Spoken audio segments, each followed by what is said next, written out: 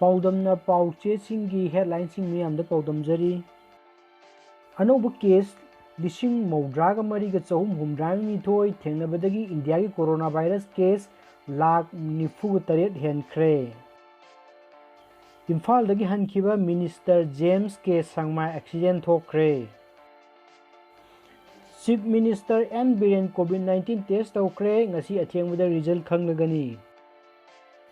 Nagaland ga lona bada leiriba Lai Sirafida tourist spot sengbanaba honari losi dikho.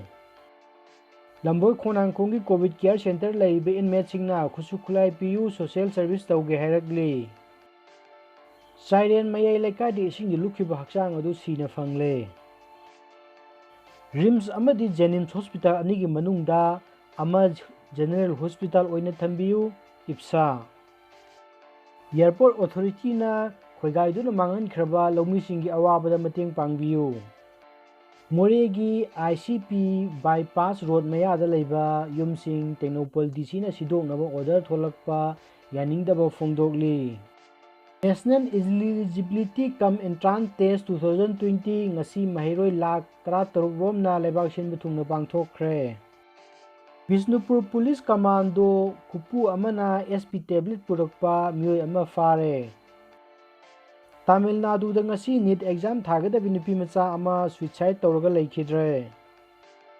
Menjor mangang na hida kapthokpaga loinana mask amadi sanitizer yenthokkhre. AIMS na sanitization singda yaufam thokpa alcohol ki chang suna yauribra yingsinbagi thabak makha chathari. Thawal Commando amasung Nongpok Sengmai Police na Tata Tipper anidagi yamlaba tobacco gi polam sing fare. Palel amadi Nomajing singda usar sing thakre. IPSA gi kunithoi suba mapok kumonga mari lenana yaipa faujel piragli. Amit Shah AIMS laying makha chathakre. Kornat Sangmana Wangoi dichatuna board khomkre.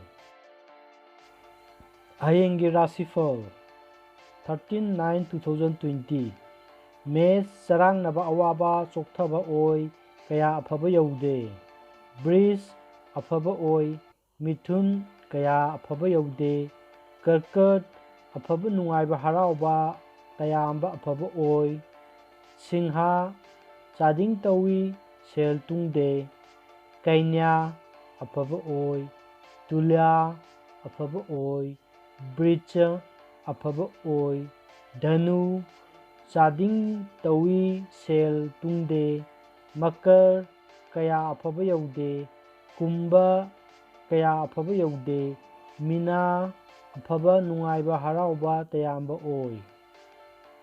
Matang asida sigi oina mayamda pijaba paudam loijare yengbiriba mipum khudingmakpu koknona khurumjari.